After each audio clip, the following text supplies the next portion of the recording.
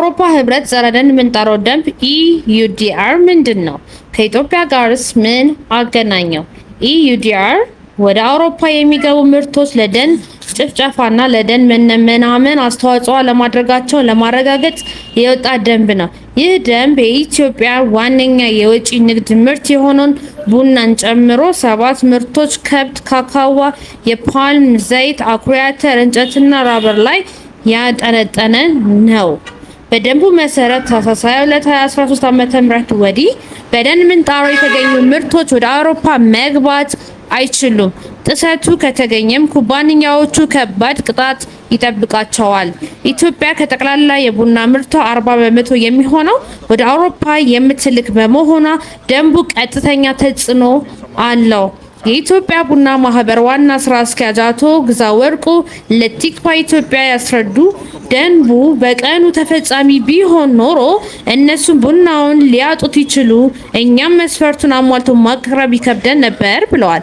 የማረጋገጫ ሂደቱና ቴክኖሎጂ ፈተና የቡና ምርቱ ከደን ምንጣሮ ነፃ መሆኑን ለማረጋገጥ የተሰኘ በጂፒኤስ እና በሳተላይት የታገዘ ቴክኖሎጂ ጥቅም ላይ መዋል ይኖርበታል። አሁን በተወሰነው መሰረት ለአነስተኛ ጥቃቅን አምራቾች የ1 ዓመት ከ6 ወር፣ ለከፍተኛ ኩባንያዎች ደግሞ የ1 ዓመት ዝግጅት ጊዜ ሰጥተዋል። የአውሮፓ ህብረት ጸረ ደን ምንጣሮ ደንብ ኢዩዲአር ምንድን ነው? ከኢትዮጵያ ጋርስ ምን አገናኘው? ኢዩዲአር ወደ አውሮፓ የሚገቡ ምርቶች ለደን ጭፍጨፋና ለደን መናመን አስተዋጽኦ ለማድረጋቸው ለማረጋገጥ የወጣ ደንብ ነው። ይህ ደንብ የኢትዮጵያ ዋነኛ የውጭ ንግድ ምርት የሆነውን ቡናን ጨምሮ 7 ምርቶች ከብት፣ ካካዋ፣ የፓልም ዘይት፣ አኩሪ አተር፣ እንጨትና ራበር ላይ ያጠነጠነ ነው። በደንቡ መሰረት ታህሳስ 22 2013 ዓ.ም ወዲህ በደን ምንጣሮ የተገኙ ምርቶች ወደ አውሮፓ መግባት አይችሉም። ጥሰቱ ከተገኘም ኩባንያዎቹ ከባድ ቅጣት ይጠብቃቸዋል። ኢትዮጵያ ከጠቅላላ የቡና ምርቷ 40% የሚሆነው ወደ አውሮፓ የምትልክ በመሆኗ ደንቡ ቀጥተኛ ተጽዕኖ አለው። የኢትዮጵያ ቡና ማህበር ዋና ስራ አስኪያጅ አቶ ግዛው ወርቁ ለቲክቫ ኢትዮጵያ ያስረዱ፣ ደንቡ በቀኑ ተፈጻሚ ቢሆን ኖሮ እነሱም ቡናውን ሊያጡት ይችሉ፣ እኛም መስፈርቱን አሟልቶ ማቅረብ ይከብደን ነበር ብለዋል። የማረጋገጫ ሂደቱና ቴክኖሎጂ ፈተና የቡና ምርቱ ከደን ምንጣሮ ነፃ መሆኑን ለማረጋገጥ የተሰኘ በጂፒኤስ እና በሳተላይት የታገዘ ቴክኖሎጂ ጥቅም ላይ መዋል ይኖርበታል። ሂደት ግን ለኢትዮጵያ ከባድ እንደሆነ ባለሙያዎች ይሰማማሉ። የአቶ ግዛት ወርቁ 6 ሚሊዮን አርሶ አደር ማሳ ላይ ቆመ ኢኦሎኬ በማድረግ ብቻ እንኳ ከፍተኛ ወጪና ጊዜ የማይቆጥብ ስራ ነው በማለት ስራውን በስፋት ያስረዳሉ።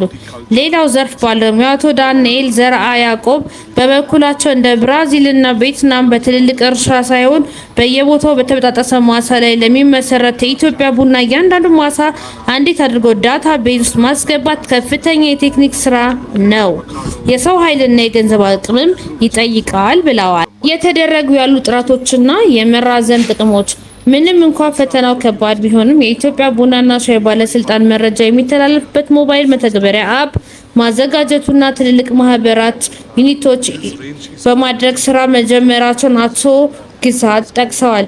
መስፈርቱ ለማሟላት የኢትዮጵያ ቡና ላኪዎች 2025 በፈረንጆች አቆጣጠር ሲለፉ ነው የቆዩት። ጂኦሎኬት ማድረግን ጨምሮ የቻሉትን ያህል ሄደዋል። ትላልቆቹ ኮሜርሻል ፋርመሮችም እየሰሩ ነው። ጂኦሎኬት ተደርጎ ለአውሮፓ ህብረት ገበያ ዝግጁ የሆኑ አሉ። የኦሮሚያ፣ የሲዳማ፣ የይርጋ ጨፌ ዩኒየኖች የራሳቸውን ጥረት ሲያደርጉ ነው የቆዩት ብለዋል። የደንቡ መራዘምም በሚሰጠው ጥቅም ላይ ይኖር ይሆን? አቶ ግዛት አሁን ቢጀምር ኖሮ ለአውሮፓ ቡና ለመሸጥ እንቸገር ነበር፣ መራዘሙ በትክክል ጠቅሞናል ሲሉ ጥቅሙን አስረድተዋል። 40% ትንንሽ አይደለም የሚሉት አቶ ግዛት የአውሮፓን መስፈርት ለማሟላት ከሚደረገው ጥረት ጎን ለጎን ሰሜን አፍሪካ እና መካከለኛው ምስራቅ ያሉ አማራጭ ገበያዎችን ለመለየት ጊዜ ይሰጣል ብለዋል። አቶ ዳንኤል በበኩላቸው ልክ እንደ አረንጓዴ አሻራ ሁሉ መንግስት በሀገር ደረጃ የቡና ማሳዎችን ዳታቤዝ በማደራጀት ረገድ ከፍተኛ እገዛ ሊያደርግ ይገባል የሚል ሀሳብ አንስተዋል።